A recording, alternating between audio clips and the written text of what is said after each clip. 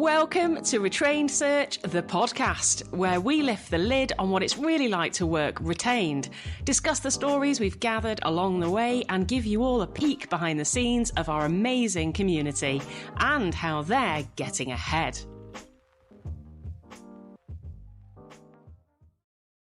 So, welcome everybody to the Retrained Search Show. Thanks for listening. And today I'm delighted to be joined by a wonderful, I'd say friend now, as well as colleagues, peers, clients working together. And Jordan's not here though. So it's just me and the wonderful Clark Waterfall. Hi, Clark. Lovely to have you here. Great to be here, Louise. Thanks so much. And we do miss Jordan's humor. Yes, we do. Yes, it's always a joy. But he's sunning himself in Mallorca, so he's allowed. He's allowed a break. And I get you all to myself, so that's good too. There's so much that I'd love to bring from you into this discussion that our audience will undoubtedly learn loads from. We've only got a certain length of time, so we can hopefully always have you back. I know people love listening to you. Let's start with you and your business. Who are you? What do you do? Who do you serve? Where are you? Let's start with that. Yeah, just to build the bridge, I think only because in your educating me around some of the audience for the podcast, I started as a contingent recruiter, recruiting hourly workers in the printing and graphics industry, way back in, I don't know, it's hard to even remember. So probably the early 90s is my recollection, or maybe even the late 80s. So, having started in contingency, I and another colleague felt there was a better way, quote unquote, and decided after a host 5 years or so, we actually started a sort of a retained practice inside of a contingency firm, and that created cognitive dissonance and all sorts of other issues. And so we thought there was a better way and split off and started our own firm in 97. So that was the origin story of BSG. BSG originally was called Boston Search Group, and then after a quarter century running anything, you get tired of saying long names and you shorten it to 3 letters. So that's how it became BSG. Along that journey, I think there was this not aha moment. It wasn't as if it was a light switch, but there was this thought process that evolved, which was, if I try to summarize it, hiring great talent is necessary but not sufficient. And so that really broke out all right, so if hiring great talent isn't sufficient to unlock all the performance that teams can create, what then, or what else? And then that begat the birth of talent sequencing. So there are these two symbiotic entities. One is all around retained executive search at the board C and VP level, as well as actually there's another brand called Talent Bench, which recruits critical, hard to find individual contributor up into managerial level. But BSG originally started at retained executive search at the board C and VP level, and it's remained fairly true to its purpose there. Talent sequencing was all around, all right, so if you have an individual or a team, and it's a good individual or a good team, how can you optimize? How can you accelerate? How can you maximize their impact on whatever the goals of an organization or a group or a team are? So that ended up being this talent sequencing piece, which was all around sort of diagnostics, right? You have to be able to identify where or how you can improve an individual or a team or accelerate their performance. And then therapeutics, if you think about sort of the medical metaphor, right? We have diagnostics. When we go to the doctor, they tap our knee and they, listen to our heart, and those are all diagnostics. And they may come out with hey, what would be great? You should try this, or you should do this, or let's enroll you in that. And that's really sort of the therapeutic side of talent sequencing. So in a nutshell, that is the origin story of both businesses. And I think we have, for the most part, ended up curating both of those offerings for what's referred to as middle market private equity. So sponsor-backed businesses. Do we do search work for publicly traded businesses? Yes. Do we do search work for founder and family-owned businesses? Yes. Do we do search work for venture-backed businesses? Yes. But the core and the fine-tuning of our offerings and our focus is really around sponsor backed is the term, but private equity backed or owned businesses in the middle market. And the middle market, in the United States anyway, definitionally is businesses that have a certain minimally viable profit, and it's referred to as EBITDA, earnings before interest, taxes, depreciation, and amortization. And that metric is usually sort of 5 million EBITDA on the low end to usually 50, 75, 100 million EBITDA or profit on the high end. That means that revenues for businesses, depending upon the industry, if it's a tech software, SaaS business or cloud business, it could be as small as 10 million, even smaller, but it could be as large as 250 to 500 million, depending upon the industry. So I have now over delivered, I think, Louise, on giving you both the origin story and our target market, and I will throw it back to you in the booth. You haven't over delivered at all. Well, you have, in part because but I love that. That's the whole point. It's about you and your story, and we want to hear more. So thank you for giving us the overview. One question on that. I remember when we first met that you were talking through the ways in which this symbiotic relationship between the different brands in the group and the ways in which they worked together. And it was like a horseshoe, I think, if I remember right. Oh, it Yeah. was. You have a great memory. You want me to dig it? You want me to dig out that graphic? Is that what you want? Well, but will you describe it? Because I love the way that you described it. It just really kind of helped me to understand how you saw it and how it fitted in the life cycle of the the customers you're serving. Oh my, I think I would have to share screen on that because now you're testing my memory and my ability to. Oh, well, it So was if I, like, go on.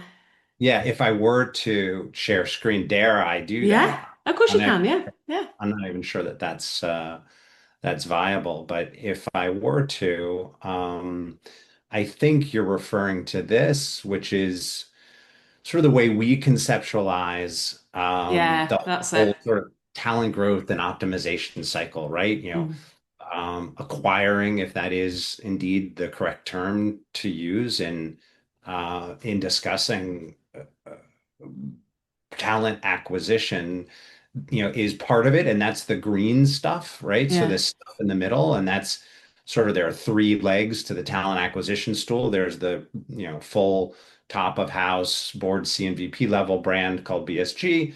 Then there's that hard to recruit, hard to find individual or non-executive talent that's recruited by Talent Bench. And then there's iExec, which is interim executive. And that's something that's become more and more popular, certainly in the United States, and more necessary, I think. And that is filling these gaps with interim executives, especially in the finance function, often in the CEO leadership function, sometimes in some of these other functional areas.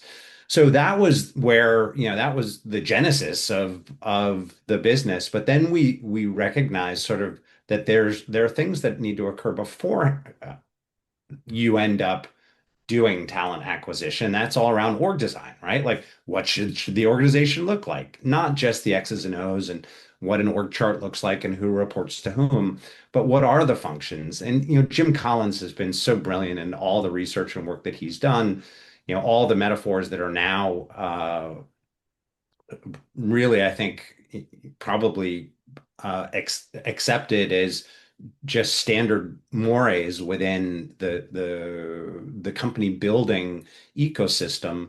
Things like, what are the seats on the bus that are important? That's his metaphor, which is his bus metaphor. And then who are in those seats and are they the right people? And cliches like what got you here might not get you there, right? Which really speaks to the fact that there are different seasons for leadership, different, shapes and flavors and sizes of leaders for different stages of a company's evolution. If you go back to business school, there are four stages, right? Emerging companies, growth companies, mature companies, and then declining companies. Michael Watkins has done a lot of work in this particular area, ex Harvard Business School professor, who wrote the book that I think is probably best known for onboarding called The First 90 Days. And he Mm. has this beautiful priority star that is talks about the different stages of a company and the different types of leadership that map to those stages. And so there are different types of leaders for different stages and phases of company. And so getting that org design right can be hard, especially if you're doing M&A. So if you have a one company and you're stitching another company on or in, or God forbid, multiple companies, it really creates all sorts of complexity, right? You now may have two or three of the same title and function, right? Three Louises or five Clarks. And Oh God. yeah, exactly. Wouldn't that, at least on the Clark side, a nightmare scenario. But how do you end up triaging that? How do you integrate? It's really hard. Org design is tough. And that leads to executive assessment, right? Let's assess those who are in the seats after we've identified what seats are required and see if there's good fit and there's good upside and potential and headroom. Then the talent acquisition, green stuff, and then the performance acceleration that can occur afterward, which goes through both individual coaching, team coaching. We're most excited about, or I have a lot of energy around how much more performance you can accelerate by coaching teams, not just individuals. And then programmatic learning and leadership. It's a big issue. There are gaps for all of us, and often when you're bringing an individual or teams on a journey to a new destination, there are chunks of learning that they simply don't have. And how do you gap fill for that? And that is that piece. Then obviously some peer groups. And Louise, you're as we know, a champion of peer groups and masterminds, and there are a whole host of organizations out there that do this sort of thing. And we, in our own small way, bring together PE-backed leaders on a recurring basis in order to generate collective wisdom and sort of wisdom of crowds in order to help each other. So that's Mm. the ecosystem in maybe not so much of a nutshell. Collective wisdom. It was you that sent me or recommended, certainly recommended Adam Grant's Uh, Hidden Potential, yeah. which I reference so often, which for those of you listening, if you haven't read, it's an excellent read, particularly chapter 8, as Clark quite rightly pointed out to me, for those of us in search. I mean, it's always stood out in my mind that image and that graphic. And for those of you listening, it would be great if you can go back and watch the video so you can see that image because you've heard Clark describe it, but it's probably harder to visualize. Um, Tell me, and I mean, I think for me, it's obviously different, but you've come from a background of working contingently, recruiting graphics temps in contractors to now doing stuff like this. Like, what are the main differences? How would you explain the main differences between what you were doing then and what you're doing now? Yeah. I can probably best explain the differences just from the subjective, from the way I felt, right? Which is what drove me toward retained search versus contingency. And what I felt, I think, in contingency that was missing um, was a real, or what I saw as the one of the problems or challenges in contingency was that there was really sort of a commoditization of the hire, right? And there are all sorts of symptoms that indicate that the client is treating it as a commodity. Number one, fees, right? And that there is usually a pushback or a negotiation or a meaningful discounting or desire to discount by the client around fees. And it makes sense. If I'm at the store buying a dozen eggs, right? I'm going to look at the price. If I'm at the pharmacy buying critical medicine for me, I'm just buying it, right? And price is That's not a great analogy. primary driver for do I choose, this drug or that drug, right? Mm. And that's, a very broad and loose metaphor, and I'm sure people can poke holes in that. So this commoditization thing where there wasn't real appreciation for differentiation or value added, et cetera, was something that just didn't sit well with me. The other issue was the process of hiring. Danny Kahneman, who won a Nobel Prize for proving that humans make some decisions poorly. One of the decisions in his book, Thinking Fast and Slow, and by the way, the way better book is The Undoing Project, which is on the same topic, but far more entertaining and written by, a wildly talented author out there who was the same author of Moneyball. For those who have read any, or there's the Wall Street book as well. Anyway, Danny Kahneman proved that humans make a host of decisions badly. One of them is hiring, and he proved this.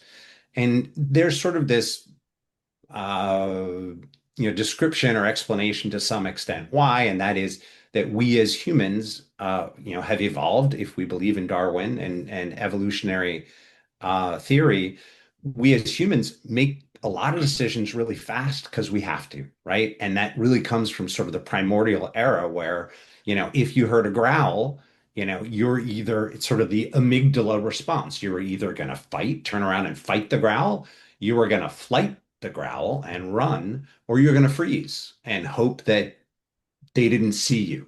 Uh, and so we as humans make these decisions, some decisions faster than we should. Hiring is one of them. Malcolm Gladwell also wrote the book Blink there, which is all about blink. I Love that book. mean, how many times have we all heard from clients like, Louise, I knew in the first 2 minutes that Yeah. this candidate was either terrific or a complete train wreck, Yeah.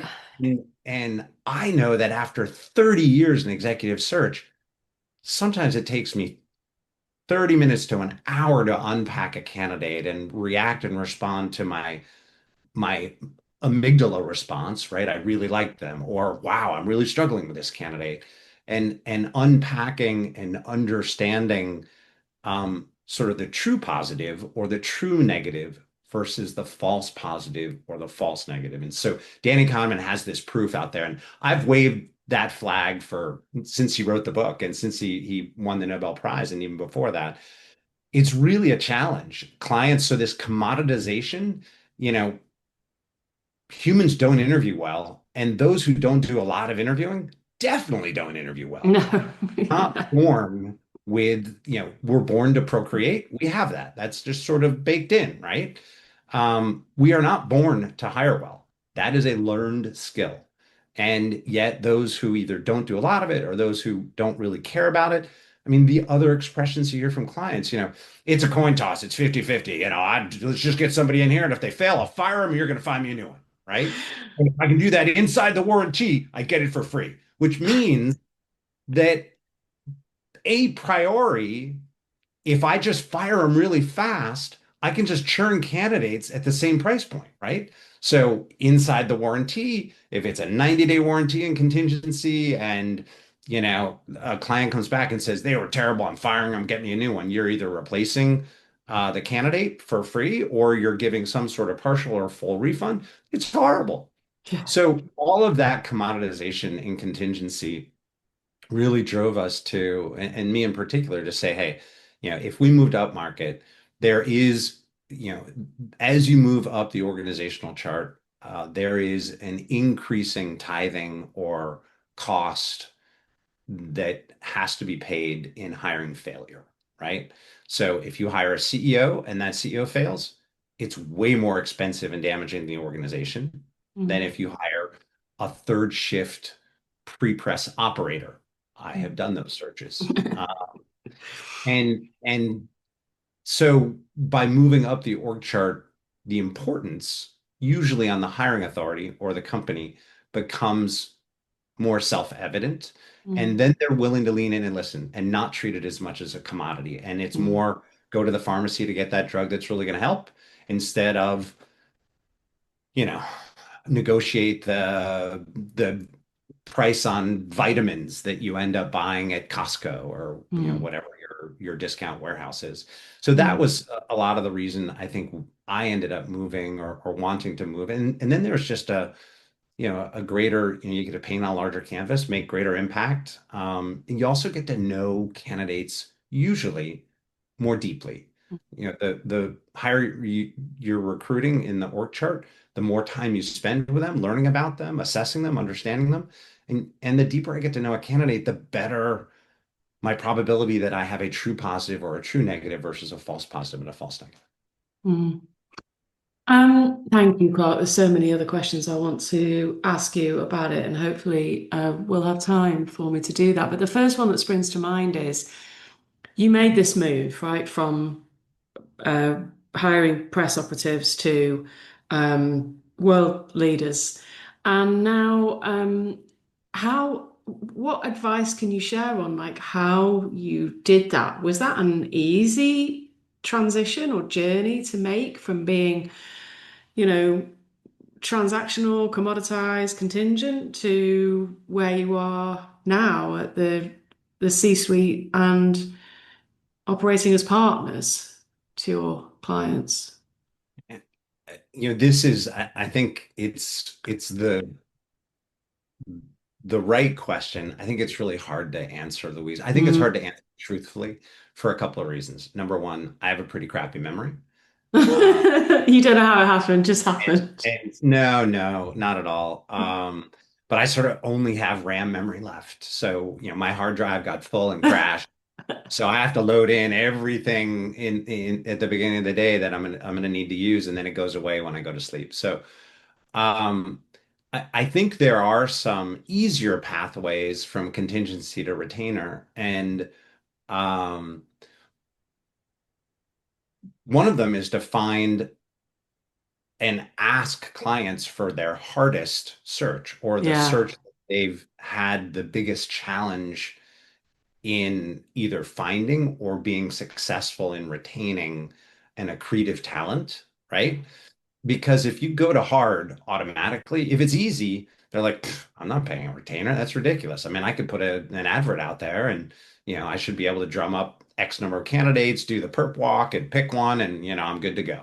So the that is one pathway, which I believe we took often. Although I yeah, think some of the search work we did earlier in the firm's history was just really tough because we had started at the dawn of the internet. So this is way back in, 97. And it was really hard to find internet experienced talent, right? So by definition, we were looking for really hard to find talent, and therefore, if it was hard to find, clients were willing to, put some money on the barrel in order to have some dedicated effort. So I think that was that's where maybe it started.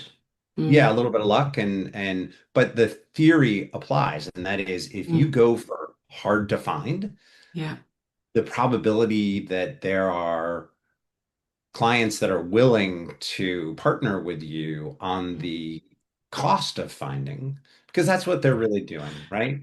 And they're saying, listen, we'll help defray. It's almost like a joint venture agreement, or a joint development agreement, a JDA in technology, right? Where you get one company that's bringing this to the party, and another company's bringing that to the party, and they're both going to sort of pay some of the freight, and hopefully the output's going to be better than the input. So I think that is part of it. The other is to work with clients. Um, if you've worked with them on contingency, if you built that trust and that reputational capital with them, to approach them and say, listen, do you believe that we do a good job on your behalf? Yes. Do we have a track record of identifying talent that's been accretive to your organization? Yes. Do we have do you believe we understand who you are as an organization beyond just the T's and C's, right? Beyond the surface level, what anyone can Google or AI as an answer. So we know your culture, we know your chemistry and personality preferences for each hiring authority. If we do, we're adding a lot of value, and we actually have a lot of work right now, and we'd still love to work with you, but would you be willing to partner with us on the economics? And that really sounds like retained, because if we work contingency and then all of a sudden you promote someone internally or you put it on hold, well, there's a lot of opportunity cost, and we could have used those hours on behalf of another one of our clients, and now that's gone and lost. So would you Mm. be willing to partner with us? And you usually can work from contingency to retainer, excuse me, container, or right, some sort of advance upfront. I'm not a huge fan of that because it feels like a win for anyone moving from contingency to, oh my God, I Yeah. got some money. But there's still this performance-based, heavily performance-based Yeah. back-end loaded number. And I think it's a bit of a false god. I really do. Mm. So I think Yeah. going to, you know, retingency or container are the expressions is probably not that great an idea. Going full retainer is the best way to partner. So those would be the two ways I think. Look for really hard roles where folks really are willing to put some money on the table, or work with those clients to validate your value to their organization and just change the economic model for the reasons I articulated. It's like I couldn't have said it better myself. Okay, good.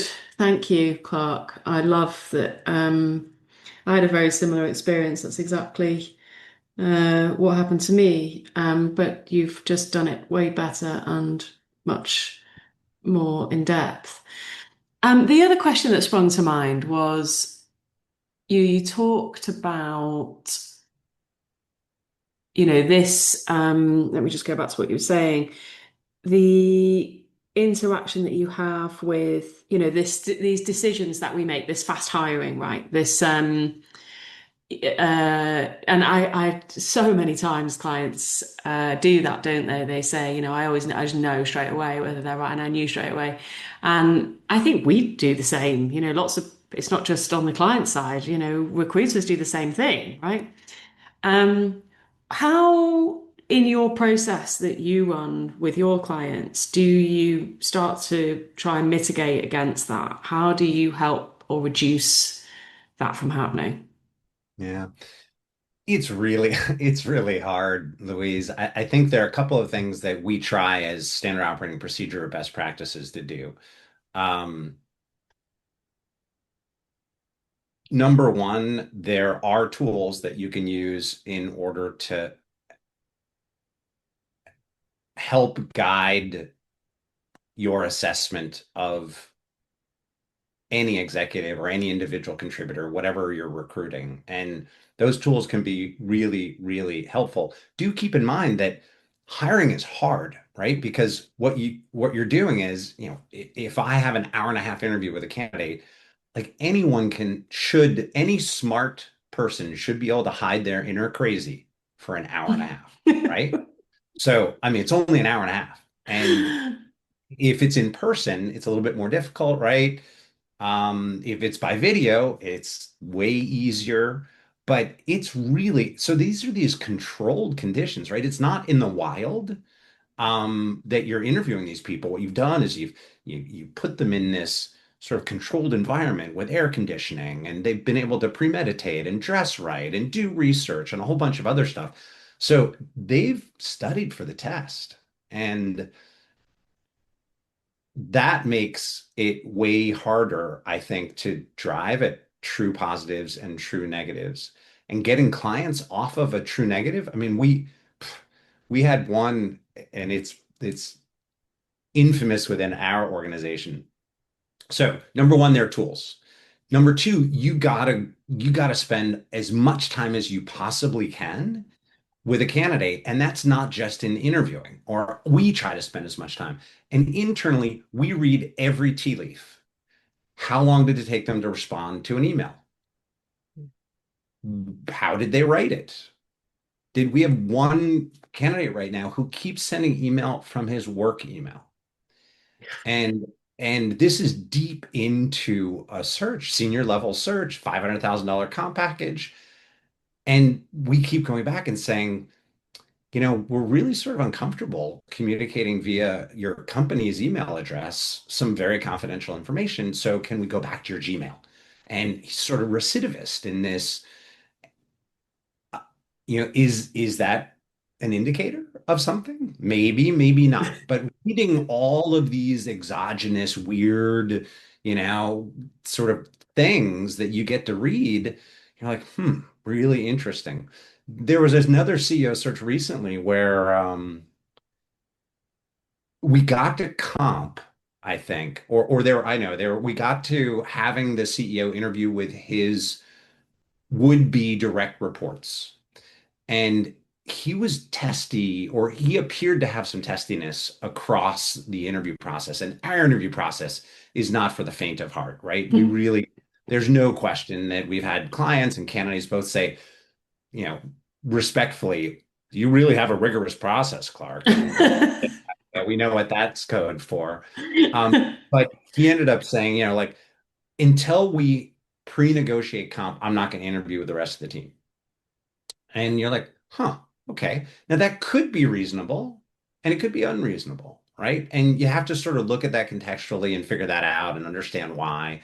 I will tell you, it did not sit well with a private equity investor because they felt there was an order of operations that was, hey, let's get somebody all the way through the qualitative process and then we'll dig into the quantitative process. So these sort of tea leaves are really important. And then there are tools, and using tools are really important. And so we use a host of assessment tools that measure both culture and personality, which are really good. The other thing is, just expose yourself and have the client expose themselves as much as possible to the candidate because you can only hide your inner crazy for so long. And at some point, something will happen. There was a circumstance where we had a candidate who we flew over to the UK, final interview, happened to be flying back to the United States with the chairman of the company who happened to be in the BA, British Airways line at the exact same time, but like 6 or 7 people behind. And the candidate threw a hissy at the check-in counter and was super prima donna, et cetera. And we got a call the next day saying, we thought this candidate might be the one, but we have reconsidered and we're withdrawing the offer. And so again, you only learn this via more exposure. There is an expression which is wildly politically incorrect now, and I apologize for it. But there was a book written using this term, which was go native, right? Go native with the candidate and travel with them, put them on, make the client drive to a location with the candidate in the car. We've Mm, just finishing up another CEO search where we intentionally had this particular candidate get picked up by an EA at the airport. So somebody, 5 levels below, mm, and then rotated through a bunch of different levels to see how much the candidate engaged, how mm, respectful were they, how inquisitive were they? Or was it, I have my nose buried in my phone, you're an EA, you pick me up, whatever, tell me when I'm on, right? mm. So all these sorts of things can be levered at trying to minimize or improve, I guess, true positive, true negative in those circumstances. Way more than you want to hear, Louise, but it is super hard. And we fail It's all the time. never enough as far as I'm concerned, Clark. You can keep talking all day. I learn something every time. Are you enjoying this so far?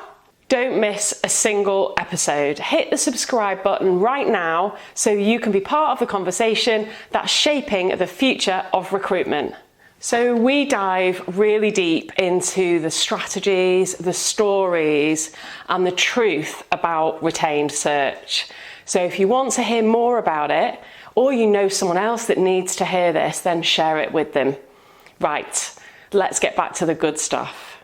What you have done a lot of work in the space now for several years, and I know you were part of a network when we met, and you now are part of ours, which I'm grateful for. You see a lot of people operating in this space. What mistakes do you see people that are new to this making? If there were, I can just speak to the mistakes that I made when I was newer. Mm, mm. Agreeing with the What client, mistakes did you make then? Yeah. yeah, the client is always right, is wrong, right? Yeah, I love that. That's The, so true. I mean, you're really not helping. There's this beautiful expression a client of ours uses, which is being kind or being nice. And being nice is saying the client's always right. Yep, absolutely. Yep, that one's a terrible candidate. This is a great candidate. Yep, let's put that together. Um, that sort of, sin in haste, repent in leisure, and allowing the client to do that blink hiring, that getting back to this, we don't do it innately well, and just letting the client take the bit and run with it and be super mirroring. Yes, Louise, I think Mm, you're brilliant for selecting candidate C out of mm, that lineup of candidates. I can't believe how strong your insight is. Shall we go to offer? Like, really? Was candidate C the one you thought was the best? You probably spent more time and have more expertise in your interviewing skills to identify which is and which isn't. So having an opinion, I think executive search has, for the most part, and this includes the large firms, often abdicate responsibility when it comes to assessment and selection. mm, I use this metaphor that I think retained executive search and all search has pretty much resorted to the safety of the bird dog, right? And the bird dog is the hunter's apprentice or assistant. And again, this is probably a horrible metaphor. It's again probably politically wildly incorrect, and I apologize for using it, but it go is for it. quite visual. And that is, if a hunter goes out and they happen to have a bird dog, they point to a direction and they say, go over to that bush, see what you can scare up. And the bird dog rushes over, makes a lot of noise and barks, and then flushes out whatever is in there. And then the hunter selects what they may want to bring down. And if they are successful, then they tell the bird dog to go fetch. And search has ended up in this, and that's why it's called search, actually. It's Mm, ended up in this find fetch duality where they've abdicated, or we as an industry we've abdicated the select, the assessment piece. And by the way, it's way safer because if you're my client yeah, and totally. Yeah. we find and fetch, I'm like, you picked that one, Louise. Yeah, totally. Yeah. Yeah. We have no responsibility for picking that. We found a bunch that looked good and flushed them Yeah. out. And then you picked that one, and then you said, go fetch. We help negotiate, we help, land them, we help get them into your organization. But we don't want any ownership over that assessment thing. It's on you if that person fails. But I would tell you in our experience that clients own the successful hires and search firms own the failed hires Mm, from the client's perspective. So yeah. never, rarely ever have I had, we had two CFO hires that went sideways, and I had a 2 hour meeting with the private equity client to try to dig into why, right? Like two close together, why? What were the issues? And we really tried to dig at them. And kudos to the private equity firm for being, willing to have that discussion, which is sort of a forensic discussion. What can we learn from it? How can we do it better? We came up with an action plan to do some stuff that they weren't doing that we'd done with other clients that we thought might improve the outcomes and selection. But uh, clients tend to always want to hire those that look good on paper, right? And one of these CFO hires had the perfect industry fit, the perfect everything. Again, there's that cliche or aphorism, candidates get hired for resume, but fired for fit, right? Mm, And they looked really good on the surface, but underneath, their fit really created a can't get there from here. This isn't working, either a chemistry fit or a culture fit. And it's usually the how they do things, not the what they do. It's the how that ends up creating the problem. So those sorts of learnings, I think, in pushing back on clients, it's really hard. It's way easier to say yes, brilliant, we'll go get them. Find and fetch. Play that find and Mm. fetch role. In my experience, it's playing the long ball or the long game is longer, medium and longer term, both more rewarding, and I think engenders a better, deeper relationship with a client. You talked a bit about where things, mistakes that you've learned from and things that, we encourage clients not to do. And we help steer them away from, and the responsibility we should have as search firms. I completely agree with you. It's much easier to abdicate responsibility over the choice, and lots of people do that. Um, where have you had particular success? Can you tell us about where that's been, whether it's a particular project or a client relationship or a phase of working that is truly what you wanted to be doing and what you enjoy doing, and what is it that makes that has made that so successful? Maybe three things. One, you know, a decade ago or so, I think we had a firm offsite, and I said, I would like a goal for the firm to be fewer clients, deeper relationships. And it wasn't received very well within the firm. Like fewer clients, what are you kidding me? That means less revenue, less searches, less something. But in my experience, I had determined that the fewer clients I had, the deeper the relationship, the better proxy and thinking partner from a talent perspective I could be and we could be on behalf of our client. So I think when I think to those really successful relationships, they're predicated on a few things. Number one, that we've had the opportunity to do a lot of work with a client.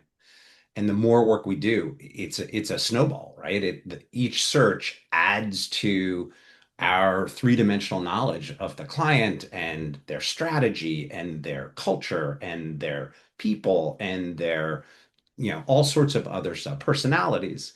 So that would be one. The second is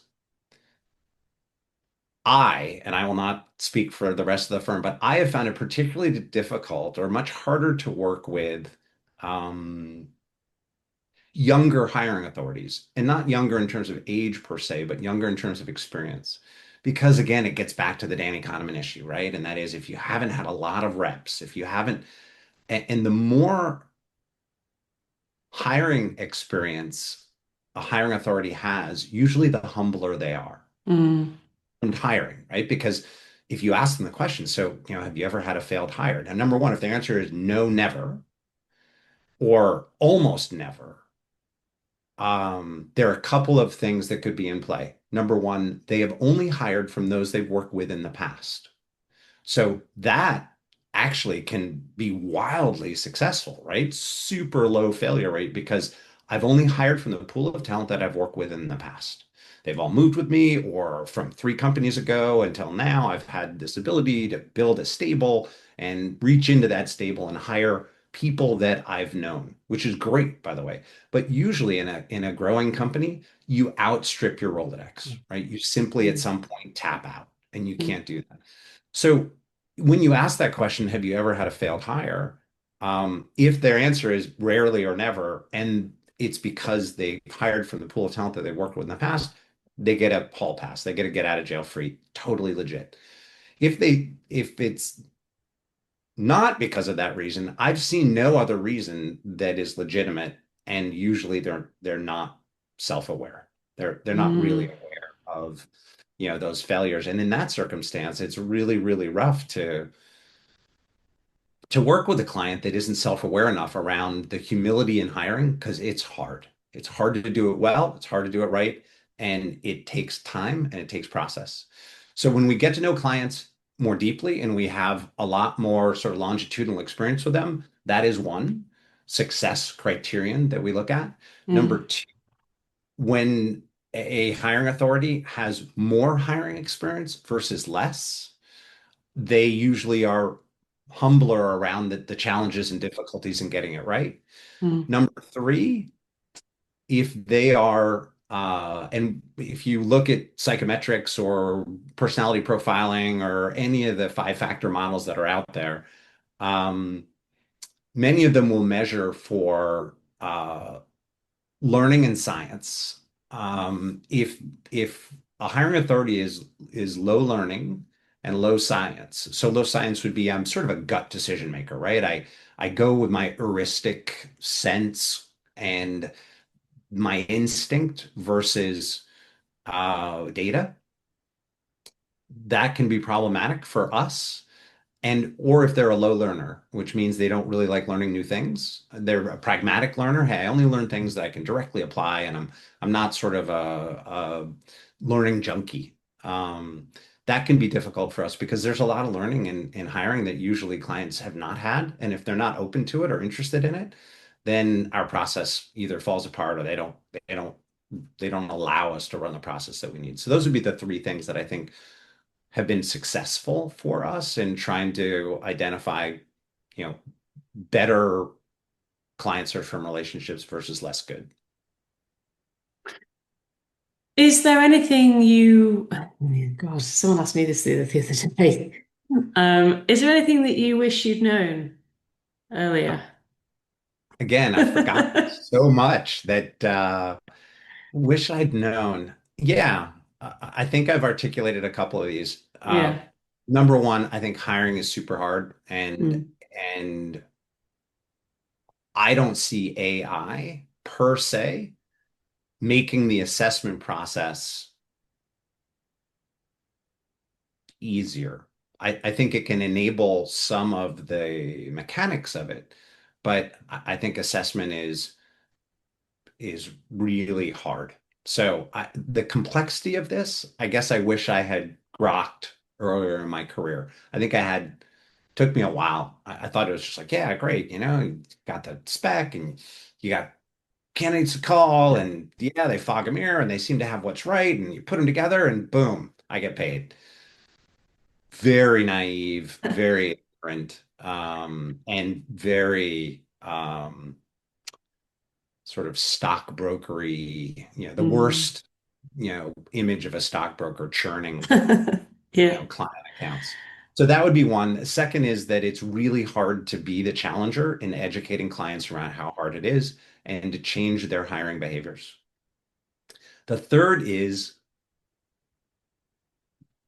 the executive search industry is a human trafficking industry, right? So that means that we're dealing with animate, not inanimate. Mm, And that means animate changes. mm, And so we all may identify a terrific performer who gets into a role and performs for a period of time wonderfully, and then their life changes. Sometimes due to tragic circumstances, sometimes due to life stage circumstances, sometimes, and there's a lot written around distractions for CEOs. When CEOs decide to build their trophy house, company performance almost always suffers. When CEOs have, or any leader has these meaningfully time absorbing outside distractions, company and team performance almost always suffers. And so the fact that we're trafficking in these animate, changing entities is really hard because it's not like, hey, you're buying, a new Mercedes or BMW or something inanimate where you're like, yep, it's going to run like this. And as long as we do maintenance and, here's the trajectory and it's all good. And then we replace it, in 9 years because that's the way the math works. it's totally not that way. And that can be really frustrating. And also very interesting. It can be interesting, but again, there's nothing worse than having a client come back saying, he, she has changed. And you're like, Mm. yeah, humans do that. Really sucks, doesn't Yeah, they do. Yeah. Uh, I mean, I am so grateful that you're a part of my world now and our world as a team. What brought you to Retrained and why do you work with us? I've thought about that and I've tried answering that before. I don't know that I've been very articulate around it. I would, and at the risk of making this sound like pandering, I truly believe it actually starts with the leader in this case, as most executive search and leadership and company performance does. And I think one, Louise Archer brings a set of values and a mission that is a combination of authentic, vulnerable, and transparent. And that attracts like-minded people who are authentic, vulnerable, and transparent. And if I can, reflect back to a meeting in Mallorca, I believe the leader got verklempt at the very end of the last Yeah, session. yeah. And You're making it, me emotional, Clark. sorry, but it showed, authenticity, transparency, and vulnerability in a way that I think everyone leaned in and everyone Mm, felt that we got a lot from each other. But it started with leadership. So I think that therefore brings a community together of like-minded people, right? That has sort of a community of shared values, whether they're 1 year into retained executive search or some odd years in executive search. And I've learned a lot. Keep in mind, a lot of those in retrained are younger than I am, both in experience and perhaps chronology. Yeah, And there's an energy, there's an innovation, there's an experimentation yeah. that that's really infectious. Oh, So good. those would be two reasons. Plus the global nature, I think, is for me, it has always been a thirst, and that is, hey, given what's happening in the United States today, effectively, I believe we're building a wall all the way around the country. Forget about just between Mexico and the US, I think we are, building a wall all the way around. I have always been sort of this global citizen, fascinated with, how other people think and different cultures and anthropology, et cetera. And so the group that you brought together is quite global. And so, every time I interact, it's with somebody in Australia or someone in the EU or someone in the US or someone in Asia. And each brings their own perspective and their own set of experiences that, in the crucible of learning is just wildly powerful. Yeah, good. Well, we're very grateful and humbled by your choice to join us. We're delighted. Um, and what's next for you? What's next for you in your business? What's the next chapter? Ah, Louise, you actually have that dark and sordid story. The there's a lot of energy that I in particular have around, continuing to learn and go to school around assessment best practices because it is valuable both in the talent acquisition side of our business in BSG and the talent optimization acceleration side within talent sequencing.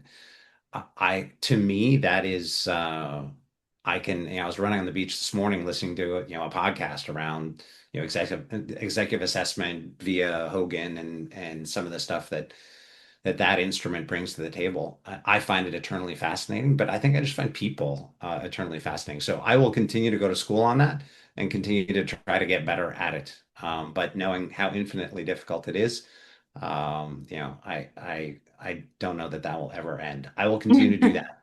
It's a We'll quest. we'll see we'll see where all the rest goes. I love it. And we'll see you in Richmond in September. I hope so. Yeah, I'm Yeah. trying to tie that together with another European meeting and love to see. I know I've been I've been remiss. We've had the blessing of a lot of client demand in Q1, and it's really sort of forced me to spend time on client It's needs good. Mm. that have not allowed me to do as much learning It's, as I wish I could. it's okay. Still here, not going anywhere. Right here. Well, apart from Richmond, of course. There we go. It's such a pleasure. Thank you so much, Clark, for sharing all of that with us and for spending so long doing it. I'm really grateful. And for those of you listening, thank you very much for listening. I hope you found it helpful. Oh, thanks, Louise. Have a great day. Well, that's another episode of Retrained Search, the podcast in the bag. Thanks for listening to our wild tales, LinkedIn controversies, and our top tips on how to sell and deliver retained search. Get involved in our next episode. Send in your questions and share your experiences with us by emailing podcast@retrainedsearch.com. And don't be shy. Connect with us on LinkedIn and come and say hi. We don't bite. Unless you're a Shrek firm, that is. We want to say a special thank you to our Retrained members for sharing what's working for them right now and innovating new ways to grow and evolve. It's an incredible community. If you're wondering what exactly we mean when we mention our communities, well, we have two separate programs. Our Search Foundations program is for recruiters who want to learn how to sell and deliver retained search solutions consistently. And we have our Search Mastery program. That's for business leaders or owners already at 50% retained or more and looking to scale and grow and structure their search firm. We cap memberships to these programs to protect the integrity of the community. If you want access, just talk to us. Okay, thanks for listening. We'll be back very soon with another episode of Retrained Search, the podcast.